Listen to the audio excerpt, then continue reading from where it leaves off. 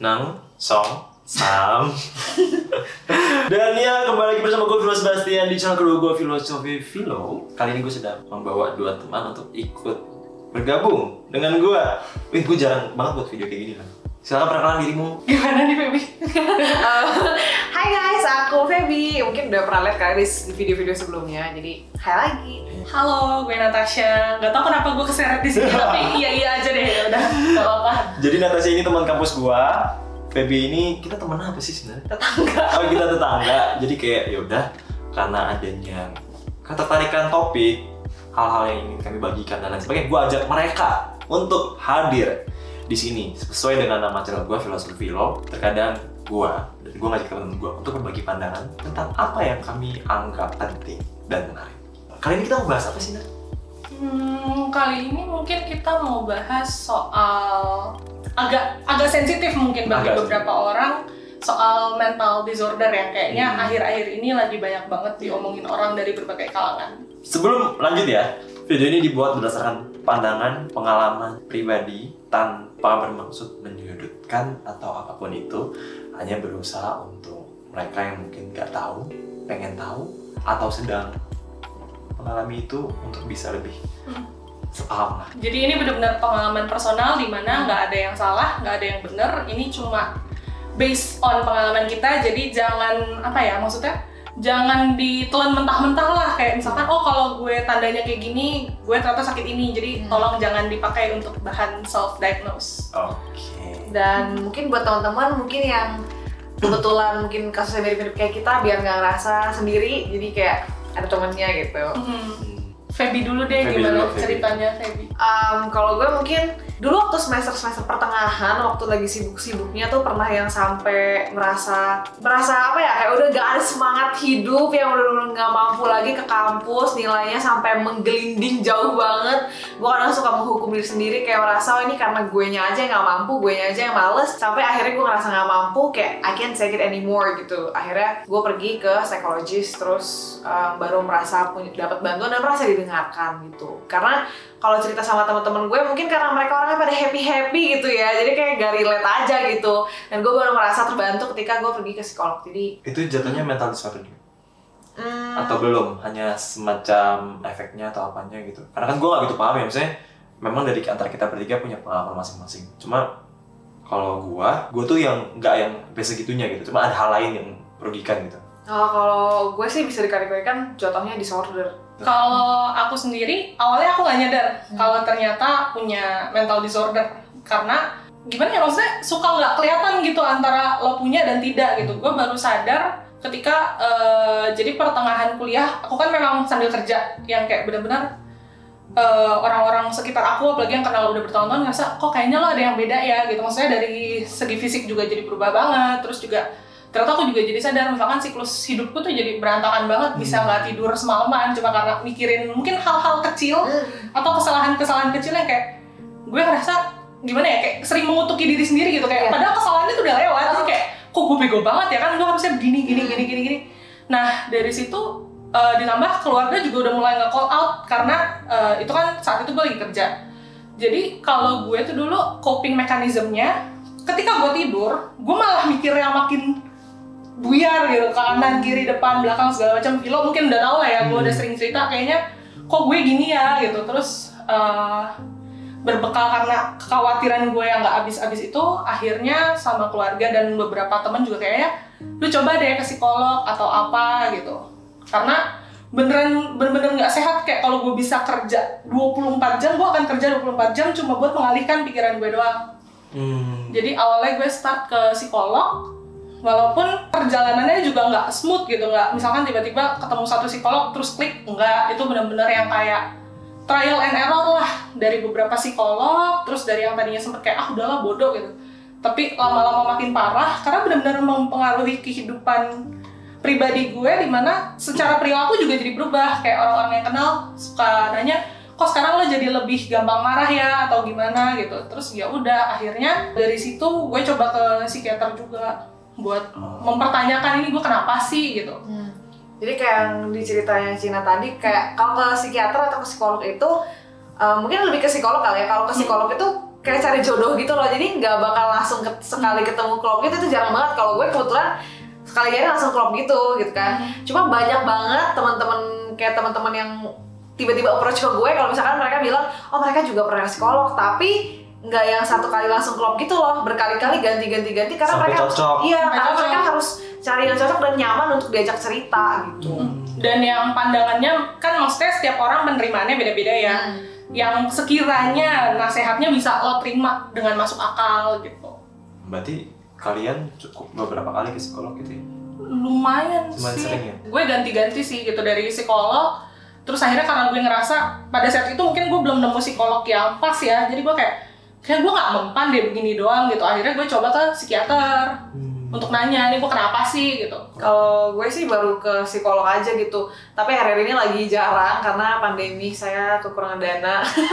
Jujur aja bunda, kayak ke psikolog sama psikiater tuh nggak murah loh. Iya, mahal gitu. Maksudnya nggak semua orang punya privilege atau punya dana untuk ngelakuin itu. Karena kan emang apa-apa butuh biaya gitu kan. Iya. Dan Berarti- memang bayarnya per visit, Iya. jadi lumayan. Berarti memang. masing-masing tadi, kalau lu tadi apa disordernya sebutannya? Kalau gue sebenarnya paling parah anxiety gue, generalized anxiety disorder aduh gue jadi lupa singkatannya saking deg-degan. Oke. Itulah intinya gue anxiety disorder. Baby? Kalau gue waktu itu psikolog gue udah bilang sambil mencatat yang serius. Dicatat. Kayaknya antara depression atau anxiety nih.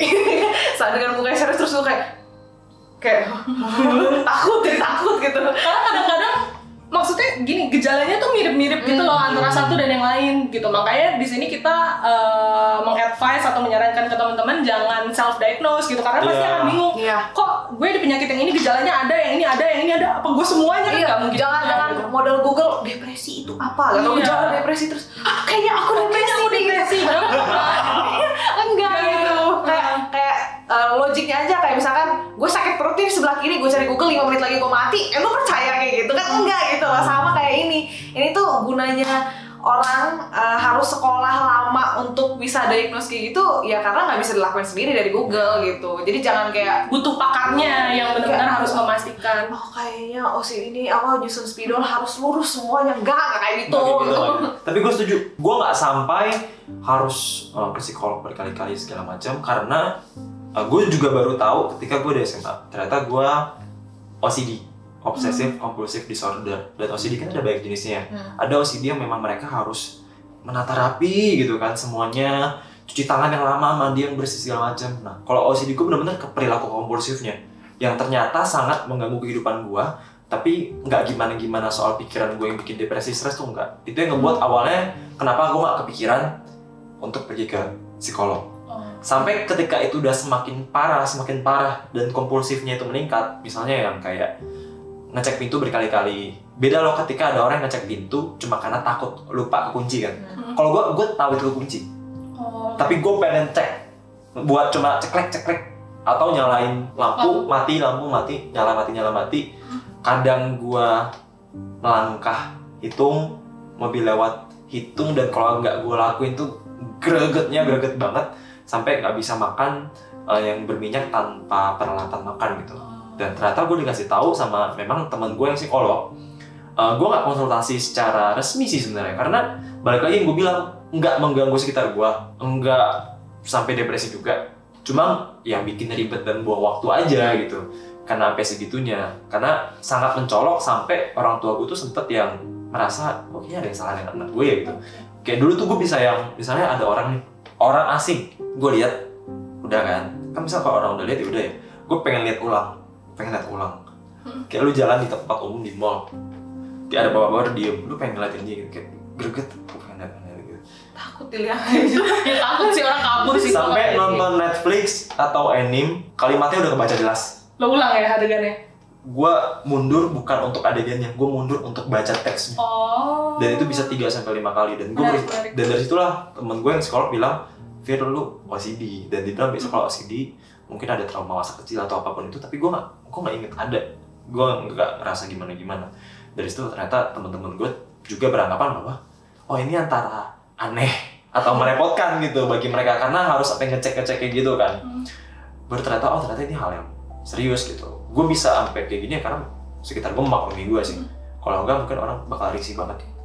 Kalau gue mungkin dulu yang benar-benar akhirnya memicu gue dari psikolog akhirnya gue ke psikiater, karena gue ngerasa itu mempengaruhi kesehatan fisik gue gitu. Ini kalau mungkin gue boleh buka-bukaan, semenjak yang depresi itu ibaratnya cewek kan ada siklus menstruasi gitu, itu beneran hancur, berantakan, bener-bener yang kayak stop aja tiba-tiba, ini gue kenapa ya, salah apa ya gitu. Terus kan nggak baik juga kan buat kesehatan.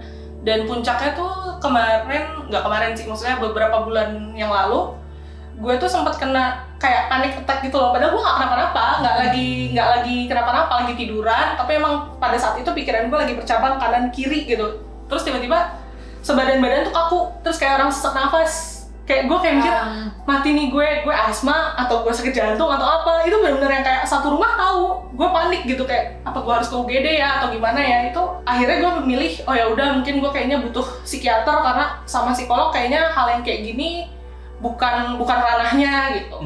Dan akhirnya gue juga tahu karena nyokap gue juga kayak gitu. Dia punya satu penyakit nih yang kita udah bertahun-tahun obatin, kok nggak sembuh-sembuh ya gitu loh, udah ke segala macam dokter, udah ke segala macam profesor, sampai akhirnya dokternya yang terakhir tuh nyaranin apa jangan-jangan ibu punya psikosomatik kali atau penyakit yang terpicu dari stres atau apa, jadi dirujuk ke psikiater. Dan ternyata memang benar karena stresnya dia yang terlalu menumpuk, dan mungkin orang-orang zaman dulu nggak terlalu aware kali ya dengan konsep yang namanya mental disorder atau apa, jadi ya udah kayak kalau kenapa-napa didiemin aja sampai akhirnya pas udah kena ke fisik baru dia berasa kayaknya ada yang salah nih sama gue gitu. Kayak dulu orang masih belum gitu aware dan menyepelekan sih. Nah makanya jatuhnya kayak ini nggak sih, misalkan orang banyak nih, gue denger banyak banget orang generasi yang di atas kita tuh yang bilang generasi sekarang lembek-lembek, dikit-dikit depresi, dikit-dikit ini itu. Ya dikit-dikit stres gitu. Padahal sebenarnya tuh bukan kayak gitu. Mungkin di generasi yang atas juga banyak, cuma karena dianggap sepele jadinya pada memendam semua gitu loh. Gitu Dan tuh nggak ngomong. Informasinya nggak gampang. Dulu nggak ada penyalur seperti media sosial yang lu bisa bagi cerita dan lain-lain. Kayak bisa gue dulu ketika gue stres, gue nulis. Itu pelampiasan stres gue ketika lingkungan tidak mendukung, belum ada uang untuk ke psikolog dan lain-lain. Ternyata ketika gue publish itu anonim dan ada komen positif, itu adalah melegakan gitu. Jadi nggak bisa dibandingin ketika mereka yang ngomong-ngomong sorry, oh lembek ya sekarang ya gini. Oh gue balik lagi, gue mikir mungkin simpati dan empati dia rendah. Beda. Dan mungkin dia bisa kayak gitu karena dia nggak ngerasain. Maksudnya kan lo nggak berjalan di sepatu gue, lo nggak tahu rasanya jadi gue gitu. Sama banyak stigma misalkan gini, orang berpikir oh kalau lo misalkan punya mental disorder atau apa, hidup lo nggak akan sukses, atau misalkan suka mengeneralisasi kan. Kadang-kadang ada orang yang ketika dia depresi rasanya jadi nggak mau ngapa-ngapain gitu, nggak punya semangat mau kerja atau mau sekolah atau apa. Salah orang tuh malah beranggapan nih anak males banget sih, atau nih anak bodoh banget gitu. Padahal mereka nggak mau coba mengerti lo tuh sebenarnya kenapa sih dibalik ini semua. Karena kan namanya manusia itu berproses ya, hidup pengalaman kan banyak. Nggak ada yang mungkin tiba-tiba lahir depresi gitu. Iya, nggak mungkin. Walaupun mungkin ada kemungkinan faktor genetik, tapi kan semua pasti ada sebab dan akibat, ada triggernya lah gitu. Kalau di masyarakat sih gue sering dengernya itu orang bilangnya kayak, selain yang tadi dibilang kayak ih males banget sih nih orang, kayak cuma pakai alasan doang deh. Kalau nggak tipe-tipe masyarakat yang suka menginvalidate someone's feelings gitu loh. Kayak misalkan orang ini kayak bilang, aduh gue depresi nih, atau gue ini gue itu. Tapi kan lo punya banyak duit, kok lo depresi sih? Kok emang hidup lu kurang bersyukur ya, kan lu udah punya semuanya gitu, apalagi yang harus lu susahin. Lihat gue gak punya duit aja gue gak depresi gitu. Banyak banget yang kayak gitu. Kayak gue pusing banget suka compare antara dalam kurung penderitaan satu orang ke orang yang lainnya, padahal kan setiap kita punya limit masing-masing. Kalau menurut lo yang kayak gini biasa aja, menurut dia mungkin nggak biasa gitu. Dan memang kayak mungkin stereotip, kok sekarang gampang banget ya kena mental disorder atau depression lain-lain. Itu juga karena memang terkadang mental disorder menjadi tren bagi anak muda untuk, sorry banget yang gue lihat di media sosial, itu untuk menggait belas kasihan. Dan itu sampai ada artikel khususnya yang dibuat oleh psikolog di luar, dan gue udah baca berita gitu. Kayak misalnya anxiety on social media trend bla bla bla bla. Kayak sekarang tuh banyak banget orang-orang yang nge-repost berkali-kali untuk memastikan orang-orang ngelihat dan memahami penderitaan dia, bahwa gue tuh kadang bangsa tuh karena ini. Nggak gitu menurut gue. Iya.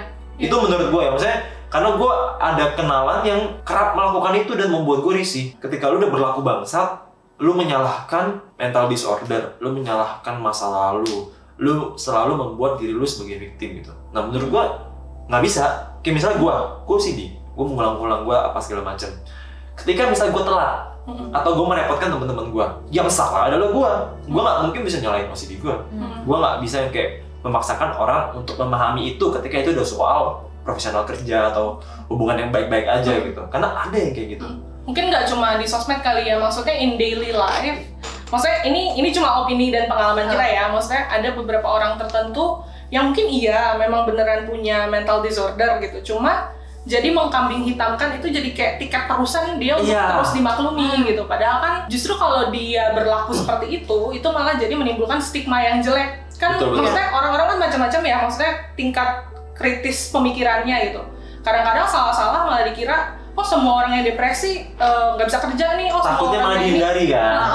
malah jadi kayak gitu dan akhirnya jadi berimbas ke orang-orang yang lain. Padahal nggak semuanya kayak gitu, dan maksudnya mental disorder itu tidak melimitasi seseorang dalam ranah misalkan pendidikan atau karir atau apapun gitu. Dan mungkin gue mau sedikit nambahin yang soal perihal generasi atas dan generasi sekarang. Mungkin karena zaman dulu sesuatu yang kayak gini dianggap tabu kali ya, maksudnya dianggap sebagai aib. Oh gue kalau misalkan gue punya mental disorder ini kayaknya aib buat keluarga atau misalkan gila. Iya gitu, maksudnya kan padahal gila itu sendiri nggak semua mental disorder bisa lo anggap gila gitu. Itu kan ada penyakitnya sendiri. Kadang-kadang orang mungkin suka salah menggeneralisasikannya di situ. Akhirnya ya udah, orang-orang zaman dulu mungkin lebih memilih untuk ya udah kalau gue misalkan kenapa-napa gue diem aja gitu. Yang akhirnya kan jadi kayak snowball effect gitu, yang tadinya kecil lama-lama gede, terus pasti akan ada satu waktu di mana dia meledak jadi buyar gitu. Gue juga ada nangkep ini sih, sejak mungkin beberapa tahun belakangan gue bisa bilang media tuh lagi meromantisasi mental disorder gitu loh. Kayak kalau misalkan gue depresi tuh gue kayak gloomy, keren, yang kayak wah sedih-sedih sedih-sedih estetik yang kayak sad, dark gitu. Padahal tuh nggak kayak gitu loh. Terus kayak anggap oh ini kayaknya kunci kekreativitasan ya, nggak gitu. Ya kayak orang yang jahat adalah lahir dari orang baik tersakiti. Iya, jadi menyalahkan penyakitnya gitu. Nah itu yang bikin gue nggak nyaman ketika ada orang yang membawa misalnya mental disorder padahal dia belum cek ke psikolog, dia self diagnose, dia bawa masa lalunya dan akhirnya dia bertindak buruk ke orang lain. Kayak ya nggak gitu cara mainnya gitu. Gue korban bully bukan berarti gue harus jadi pembuli, bukan berarti gue harus jadi bangsat sama orang dan ngebiarin ya lu sama gue dulu korban bully. Nggak gitu. Justru rata-rata ini yang gue percaya, rata-rata orang yang punya mental disorder atau masa lalu yang buruk tidak suka dikasihani. Dan banyak yang malah nggak mau di-share gitu, kecuali ke orang-orang yang emang dia dekat dan percaya. Karena kan kadang-kadang ada orang-orang tertentu yang jatuhnya jadi kayak prejudice gitu, kayak oh ya gila nih gitu, kayak padahal nggak gila gitu. Maksudnya kayak kenapa sih? Kalau gue emang dari awal gue berani ngomong gue OCD ya karena yang balik lagi nggak terlalu main feeling OCD itu, cuma aneh aja ngulang-ngulang gitu. Kayak kadang juga oh iya aneh ya gitu. Ketawa diri sendiri. Gue sendiri sadar itu merepotkan. Iya. Itu mengganggu kehidupan gue sehari-hari. Jadi kayak sebenarnya kita yang dengan dengan disorder ini pun sadar gitu, kayaknya gue nyusahin orang nggak ya, atau maksudnya kadang-kadang jadi ada guilty feelings gitu loh, kayak aduh gue kayak gini gimana ya gitu. Jadi kayak sebenarnya orang-orang yang punya mental disorder ini bukan butuh dikasihanin sih, tapi cuma butuh untuk ya udah disupport dengan lo. Kalau lo nggak tahu apa-apa nggak usah komentar. Sebenarnya itu kalau menurut gue. Dan kadang butuh pendengar yang baik. Ya nggak pengen dianggap kayak aduh dia kan sakit gitu. Ya udah deh kayak dikasihanin atau dikucilkan jadi anak gitu. bawang gitu loh, kayak nggak mau digituin gitu loh. Terus nggak pengen juga denger, kalau menurut gue ya, ini pendapat gue pribadi, kalau nggak minta nasihat tuh sebenarnya nggak pengen nasihatin gitu, cuma pengen didengerin aja. Jadi nggak harus semua yang diseritain tuh kayaknya lo kurang kayaknya lo kurang bersyukur deh. Itu kayak gue tuh dari orang banyak tersakiti. dari bayi dia pengen mukul gitu loh. Ini yang fatal sih. Mental disorder lagi kambuh. Terus lu bilangnya, lu nggak boleh gitu, lu kan masih punya Tuhan. Itu kesel banget. Itu gue. Jadi maksudnya ini maaf ya, maksudnya tidak bermaksud menyinggung siapa-siapa atau ini gimana. Beda gitu loh. Ya, jalurnya tuh ini beda. Maksudnya Orang tuh suka mengeneralisasi, oh kalau orang yang punya mental disorder kurang berdoa kali atau kurang beribadah, kayak ya nggak gitu. Maksudnya gimana ya, kita percaya Tuhan, kita percaya entitas yang lebih tinggi dari kita, tapi yang namanya manusia ada aja, ya nggak sih? Maksudnya itu bisa kena ke siapa aja, despite dia percaya Tuhan apa enggak, dia sering bergereja atau enggak gitu. Dan yang gue lihat ya kan, teman-teman gue tuh banyak yang anxiety disorder dan memang mereka cek ke psikolog segala macam. Gue sering banget jadi pendengar mereka. Gue jadi pendengar, dan yang gue rasain adalah mereka coba yang didengar dan jangan ngejudge, coba posisikan diri, mencoba untuk mengerti sih. Dan gue bisa dengerin itu karena gue suka cerita, meskipun kadang agak relate, agak enggak gitu. Kayak ya gue berusaha, yang penting dia lega dulu, dia turun dulu, biar nggak mikir aneh-aneh, biar nggak ngelakuin aneh-aneh. Yuk jangan di dalam ruangan, yuk keluar. Karena di dalam ruangan kamu mikir aneh-aneh gitu kan. Atau kalau emang mau nolak pun sebenarnya bisa gitu, maksudnya tinggal put the boundaries aja. Kalau emang lu merasa oh topik ini nggak relate buat gue, lo bisa tolak aja baik-baik. Aduh kayaknya lo kalau ngomong ini ke gue kurang nyambung deh, takutnya gue nggak bisa menanggapi dengan baik, daripada lo tiba-tiba cut terus kayak apa sih lo gila gitu kan. Itu nggak enak kan, maksudnya itu nggak enak kayak gitu. Lo kalau digituin sama orang mau nggak kan? Pasti enggak dong. Ngomong-ngomong soal boundaries yang tadi, nggak setiap orang punya kesiapan mental untuk dengerin masalah orang lain, karena kan setiap orang punya masalah sendiri-sendiri ya. Jadi it's okay kok kalau misalkan bilang ke orang lain, sorry gue lagi nggak siap nih dengerin cerita lu, karena gue juga lagi berat sendiri gitu. Atau gue lagi overwhelmed nih gitu. Kita bisa ngomongin yang lain nggak gitu. Tapi kan namanya komunikasi disampaikan dengan baik-baik gitu. Jangan dengan nada atau mungkin dengan pemilihan kata yang bisa bersifat kasar, yang ada malah bikin orang yang tadinya mau cerita atau mau terbuka jadi down dan ngerasa kayak ayo udah gue simpan aja sendiri gitu. Gue pernah cerita sama orang, terus selalu disuruh berdoa, coba gue tuh udah doa. Kayak gue tuh udah doa, yang kalau gue kenapa-napa tuh yang pertama kali gue lakukan doa. Terus kayak gimana ya, memang nih beribadah tuh penting, tapi nggak gimana ya, nggak mungkin dong lu ibaratnya lu pengen banget dapet nilai ulangan 100, tapi lu doa-doa lu kagak ngelakuin apa-apa udah buat dapet nilai 100 ya kagak bisa. Minimal kan harus ada usaha untuk mencapai itu. Lu ada usaha tapi sambil diiringi berdoa kayak gitu loh, nggak sekitar kayak gue berdoa, oh tiba-tiba hilang depresiku gitu kan, tidak mungkin. Dan permasalahannya tuh di sini, bukan di hati, jiwa, iman. Ini hal yang berbeda yang lu nggak bisa sangkut pautin gitu, lu nggak bisa sembuhkan itu dengan gini gitu. Dan emang mungkin yang perlu orang mengerti kali ya, dari pengalaman gue sering banget ada yang nanya, kok lo ke psikiater atau lo ke psikolog bolak-balik biar apa sih gitu kan. Kayak disorder itu kan bukan sesuatu yang bisa sembuh secara cepat gitu. Bukan kalau lo pilek tinggal minum misalkan obat pilek ya udah besok nggak pilek lagi gitu. Ini butuh proses, dimana proses itu pasti nggak sekali dua kali datang terus tiba-tiba hilang gitu. Kalau emang bisa tiba-tiba hilang, gue juga pengennya kayak gitu karena kan mahal ya sis ya. Iya kebetulan. Mohon maaf nih. Dan menurut gue sih banyak juga orang-orang yang sebenarnya nggak sadar dia punya mental disorder dan dia tertekan dalam pikirannya. Dia nggak berani ngecek ke psikolog ataupun psikiater karena dia udah ditanamkan oleh sekitar bahwa ya itu buat orang gila. Padahal menurut gue nggak seperti itu gitu. Justru karena lo sayang sama diri lo sendiri dan lo nggak mau, maksudnya istilahnya lo nggak mau misalkan merusak aktivitas lo sehari-hari dan mau berjalan dengan normal, ya lo berusaha memperbaiki diri gitu. Dan lo nggak bisa bilang nggak ada yang bisa ngertiin gue. Ya memang betul, karena yang ngalamin lo. Kayak misal gue nih, ya nggak ada yang bisa ngertiin gue sebagai OCD karena kalian nggak nyetek lampu berkali-kali gitu loh. Ya karena lo nggak jalan, orang lain tuh nggak berjalan dengan apa yang lo rasakan setiap hari. Itulah kenapa lo butuh professional help yang memang ada belajar soal itu, mendalami soal itu gitu. Dan ya maksudnya itu hal yang wajar kok ketika memang lo merasa ada sesuatu yang salah atau memang perlu ada yang diperbaiki, ya nggak apa-apa gitu, ke psikolog atau ke psikiater. Atau mungkin buat teman-teman yang saat ini secara biaya belum sanggup, mungkin Feby bisa sharing ada beberapa institusi yang bisa bantu. Setahu gue tuh ada dari Yayasan Pulih, dari Bunda, sama dari Relief. Coba dicari deh, itu mereka tuh menyediakan dari aplikasi sampai konseling gitu. Dan menurut gue sih itu cukup membantu ya.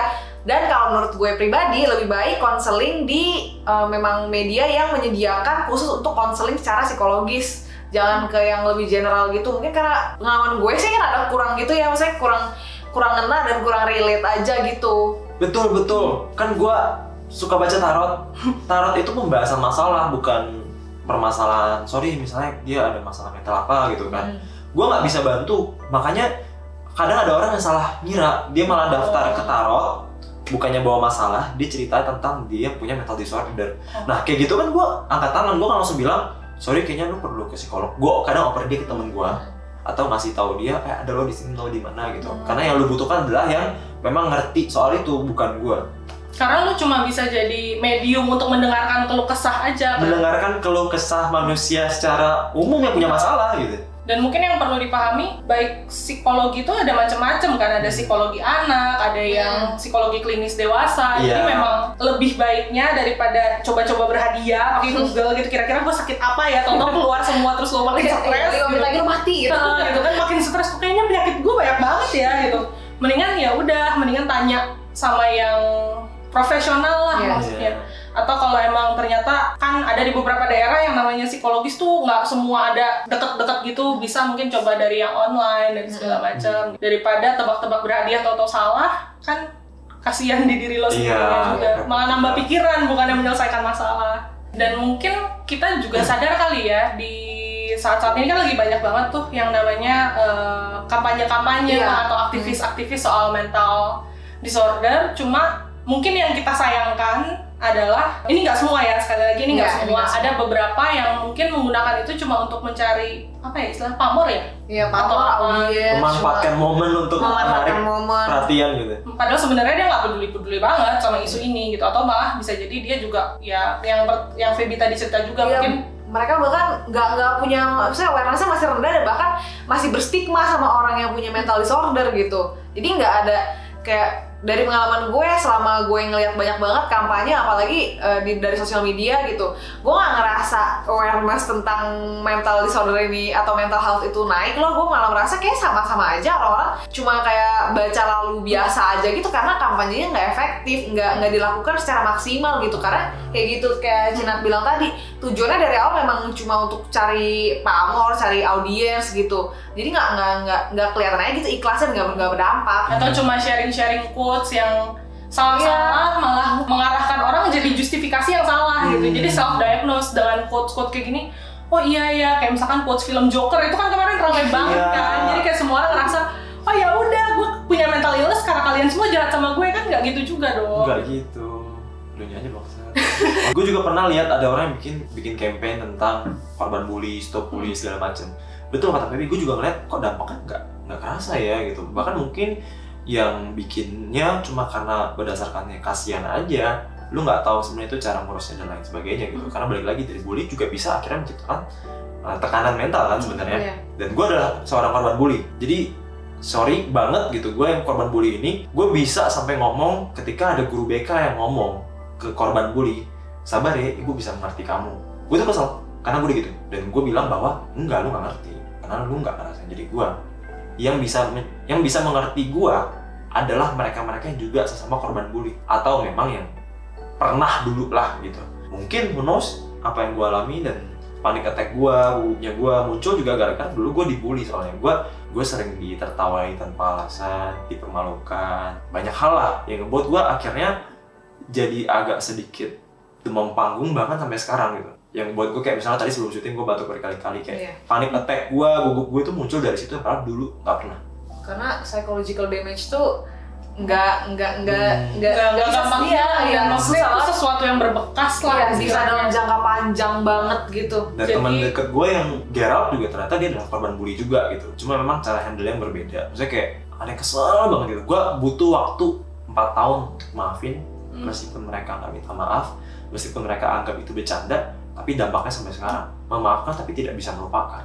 Ya, jadi ini gue pribadi ya, gue tidak percaya konsep yang bilang, orang kan selalu bilang waktu itu menyembuhkan, time heals gitu. Gue nggak percaya itu secara personal, karena gue ngerasa itu waktu tuh cuma membantu lo beradaptasi, tapi bukan berarti si luka itu tuh hilang. Itu gitu. Cuma mengubur tapi nanti akan ke-trigger yang pada saatnya kena dikit, gitu.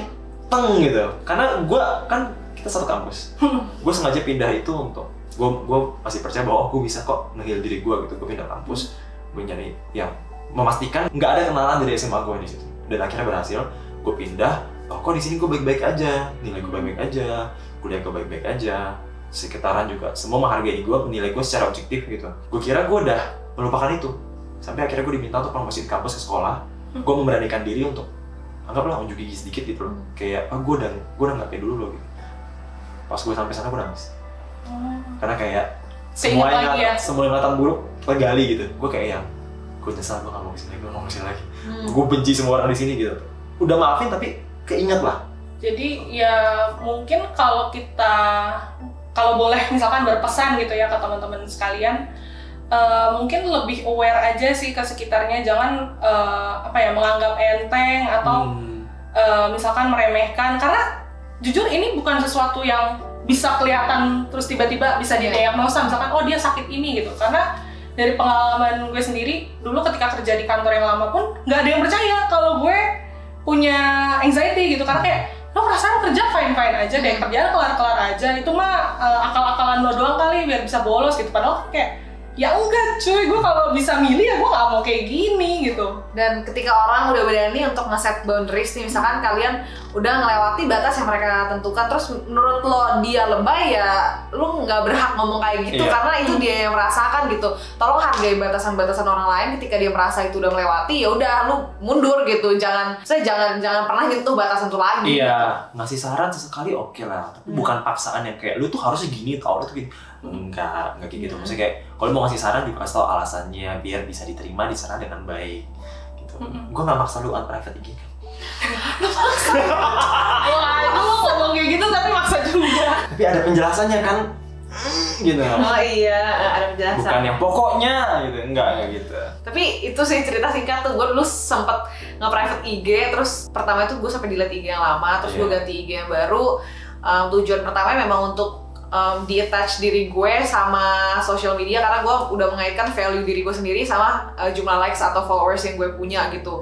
Dan selama itu berhasil sih, cuma jadinya gue kayak nyaman gitu loh dengan IG gue di private. Gue kayak gue nggak mau gue tuh nggak accept orang yang nggak pernah kenal sama sekali, meskipun punya tools gue nggak accept sama sekali. Kadang-kadang kalau di request berkali-kali gue blok gitu kan, saking gue tuh takut kalau di follow orang gitu.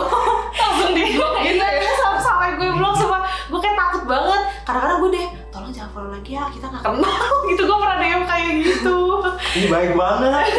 Nah, ada lah dari akun-akunnya Vilo yang kayak follow terus kayak, Kak, temennya Vilo ya, follow back dong. Gue kayak, aduh maaf, gue nggak kenal, bukannya nggak mau, tapi kayak jadinya takut gitu loh. Makanya kayak gue sampai jelasin ke Vilo, sorry ya kalau misalkan lo mention, bukannya gue nggak mengakui lo sebagai teman atau apa, gue nggak mau repost karena gue jatuhnya takut gitu ditanya-tanya orang yang kayak, jadi pikiran tuh jadi kemana-mana. Ketika lo ditanya macem-macem gitu, gue kayak, aduh, gue kan maksudnya gue bukan tiket terusan buat ketemu Vilo gitu. Tapi emang gue karena mengutamakan kenyamanan, gue biasa nge-follow orang itu karena memang kesamaan ketertarikan, entah itu hobi, olahraga dan lain-lain, pembahasan, orang yang asik, deket dan lain-lain, yang ngebuat gue memastikan gue nggak mau ada orang yang follow gue cuma untuk di follow back. Menurut gue faedahnya apa? Pada akhirnya tuh lu nggak mengerti gue, lu nggak tahu siapa gue, lu nggak tahu cerita gue, lu nggak berkontribusi dalam hidup gue.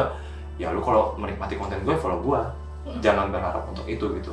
Kayak gue nggak gitu suka yang aku tahu kamu, aku follow back ya. Lu even lu nggak tahu video pertama gue, video terakhir gue, cerita gue, kesusahan gue, lu nggak tahu. Dan gue nggak butuh orang-orang yang hanya mau berteman sama gue ya karena nama gue atau butuh sesuatu. Iya, kayak gue bukannya merasa gue sesuatu ya, cuma faktanya adalah sekarang itu gitu. Orang banyak banget yang misalnya lu kerja gitu kan, atau lu sekarang kayak kemarin di SUMN gitu, pasti lu nggak akan suka ketika orang langsung mendekati lu, pengen deket sama lu karena ada mau sesuatu. Iya, kayak kelihatan aja gitu guys sih. Kita satu sama lain aja. Kadang-kadang yang punya, misalkan yang punya diagnosa sama aja tuh nggak bisa mengerti satu sama lain karena jalan pikirnya berbeda-beda. Dan punya gejala yang beda-beda, tendensi yang beda-beda. Kalau misalkan Feby anxiety-nya kayak gini, misalkan Feby kan mikirnya panjang, tapi itu bukan ketika dia tidur. Gue justru ketika pikiran gue lowong, itu jadi pikiran gitu. Dan jadi nggak bisa kita jadikan satu patokan, oh kalau si A anxiety-nya kayak gini, yang B juga harusnya anxiety-nya kayak gini dong. Kan nggak bisa, setiap orang punya gejalanya masing-masing yang nggak bisa disamain. Begitupun dengan kesembuhannya ataupun peredaan si mental disorder itu, ya setiap orang prosesnya beda-beda. Ada yang kalau cepet banget ya syukur, kalau ternyata nggak terlalu cepet ya semua orang punya prosesnya sendiri-sendiri yang nggak bisa lo paksain kayak, oh pokoknya lo patokin 3 kali ke psikiater, tak udah selesai sembuh, ya nggak bisa gitu. Gue juga pengennya begitu. Kan nggak mungkin juga gue bilang, Feb, Nat, gimana nih? Gue ngitungin mobil nih, greget nih, gimana? Ya, lu gak ngerti juga gitu. Iya. Terus aku harus gimana bantu gitu. Gitu. Kelewat. Gitu banget gitu. Dan maksudnya psikiater atau psikolog kan bukan sesuatu yang lo bisa pesenin gitu. Dok, gue cuma mau kesini 3 kali. Gue bercandain OCD gue sendiri. Gak apa-apa. Gue juga Mungkin coping mekanisme kayak gitu, bercanda diri sendiri. momen mentertawakan diri sendiri. Jadi ketika ditertawakan orang, gue udah biasa aja. Ada juga nih tipe yang gue kan sekarang lagi tugas akhir. Kayak misalkan kayak lagi gini, tuh gue bisa kepikiran tugas akhir gue tiba-tiba, kalau nggak gue mau tidur, tugas akhir gitu.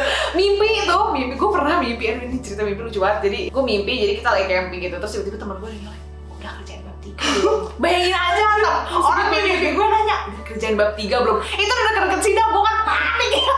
Terus kayak bangun dan langsung, mati gitu. Terus ada yang sampai, itu gue ada sebulan, gak ada nge-skip sekalipun, setiap hari gue selalu mimpi tentang tugas akhir gue. Kayak betapa hidup tidak tenang, bangun ngurusin tugas akhir, tidur pun mimpi tugas akhir gitu. Ada yang sampai kayak gitu, itu kayak sakit kepala, pusing banget tuh. Ya itu emang relate banget sih. Kalau aku tuh dulu lucunya, aku tuh nggak bisa meditasi. Karena kayak kan katanya meditasi tuh mengosongkan pikiran, terus katanya membantu supaya anxiety reda.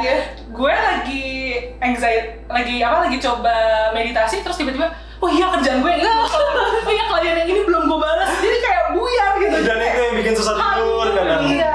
Gue pernah sampai nggak tidur 48 jam. 48 jam udah lewat, gue ngadu ke psikolog gue sampai dibilang kalau kamu sampai nggak bisa tidur lagi, nanti saya kasih ini ya untuk rujukan gitu. Terus untungnya gue kayak memaksakan diri itu, untungnya masih bisa waktu itu. Gue beli nggak pakai rujukan, maaf. Tolong ya, tolong besok-besok jangan kayak gitu lagi ya.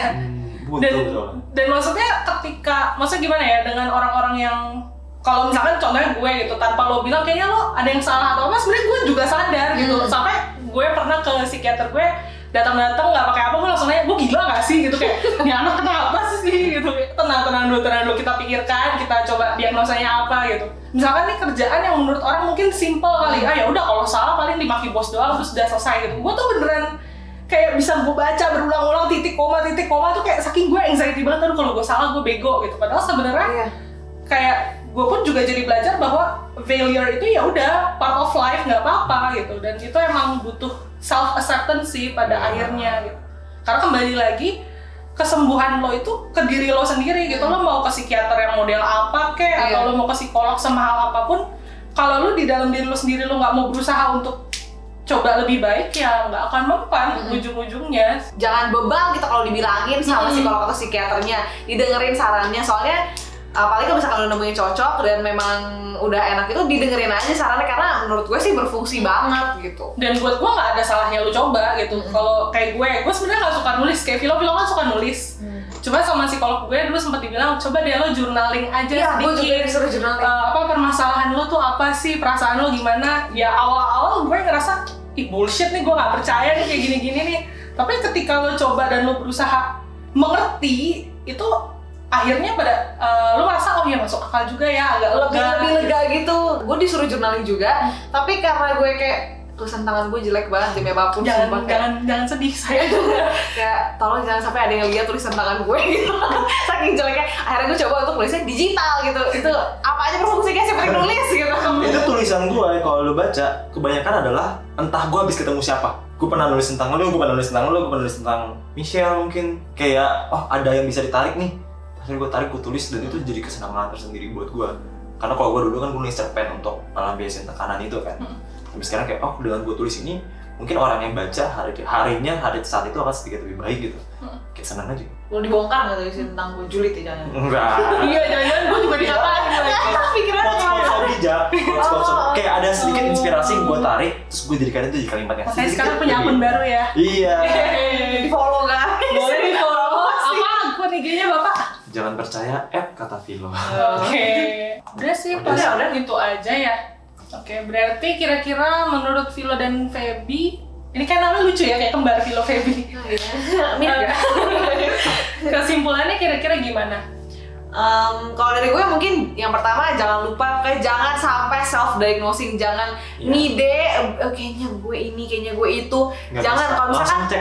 Kalau misalkan udah merasa nih hidup udah terganggu, produktivitas udah rusak banget, merasa udah diri lu tuh nggak bisa berfungsi dengan baik gitu, coba ke psikiater atau psikolog. Kalau gue sih mungkin lebih mindful lah ke sekitar lo, karena kan lo nggak tahu nih setiap orang punya kesusahannya masing-masing, jadi mungkin bisa dengan menjaga perkataan atau mungkin kalau memang lo mau menolak ya tolaklah dengan halus gitu. Jangan misalkan orang lagi punya masalah malah lo bikin makin down gitu, padahal kelihatannya simple, itu cuma sebuah perkataan, tapi lo nggak tahu di balik itu semua mungkin pulangnya beneran dia pikirin, who knows kan. Jadi bersikaplah sesuai dengan apa yang lo harapkan gitu. Lo pengen orang baik sama lo ya udah coba terapkan jadi orang yang seenggaknya nggak harus yang baik banget tapi decent lah untuk mengerti orang lain. Dan kalau lingkungan lu ternyata tidak bisa menerima itu, ya tinggalkan lingkungan itu dan cari lingkungan baru gitu. Karena gue tahu kalau waktu akan terasa sangat lambat ketika lu tersiksa, menderita, tekan gitu. Do what's best for yourself. Karena at the end of the day yang bisa stand up for yourself ya diri lo sendiri gitu. Nggak akan ada yang bisa membela lu, nggak akan ada yang bisa mengerti lu kalau lu sendiri nggak berusaha memperjuangkan apa yang terbaik buat diri lo gitu. Kayak ini bukan makhluk langka kalau lu nggak sendiri. Sembuhkan diri. Dan friendly reminder, kalau misalkan ada yang relate atau ada yang sekarang lagi mengalami masalah serupa, sembuh itu nggak instan. Iya, Indomie aja lo harus rebus 3 menit apalagi ini gitu kan. Jadi jangan, nggak apa-apa, jangan merasa minder atau merasa beda gitu. Masih banyak kok, maksudnya banyak juga teman-teman yang merasain hal yang sama gitu. Dan sebenarnya banyak juga orang-orang yang mau mengerti gitu. Jadi jangan berpatokan misalkan kalian ketemu satu orang yang kayaknya kok jahat banget ya, nggak mau dengerin gue, nggak semua orang kayak gitu. Jadi jangan karena satu orang itu kalian jadi menutup diri dan akhirnya menyiksa diri sendiri. Mungkin sekali lagi Feby tadi kira-kira kalau teman-teman yang mungkin membutuhkan pertolongan, kira-kira ada lembaga-lembaga apa tadi yang Feby sebut bisa bantu? Kalau yang gue tahu, Relief, Ibunda, sama Yayasan Pulih. Menurut gue itu 3 yang itu gue follow dan menurut gue itu trusted banget sih. Ini no sponsor ya? Nggak Ini tidak disponsori guys, cuma nggak disponsori. menurut pandangan gue memang mereka juga secara manage kontennya memang bukan cuma untuk kayak naik-naikin power aplikasi atau segala macam, juga memang murni untuk membantu. Jadi kalau misalkan teman-teman butuh bantuan, boleh bantu. Iya, dan gue rasa itu ya akhir dari video ini. Terima kasih sudah mau mampir jauh-jauh dari Jatim. Aduh, saya cebur di sini. Jauh-jauh dari rumah sebelah saya. Gue terlalu menikmati untuk mendengarkan, karena ada saat-saat yang gue sering dengar cuma gue nggak gitu paham, jadi gue ingin menarik informasi lebih jauh. Karena kan gue kan cuma ngulang-ngulang doang kalau gue. Oh, dan sekali lagi disclaimer, video kita ini bukan untuk teman-teman untuk saling self diagnosis atau untuk justifikasi. Kita udah cek semua.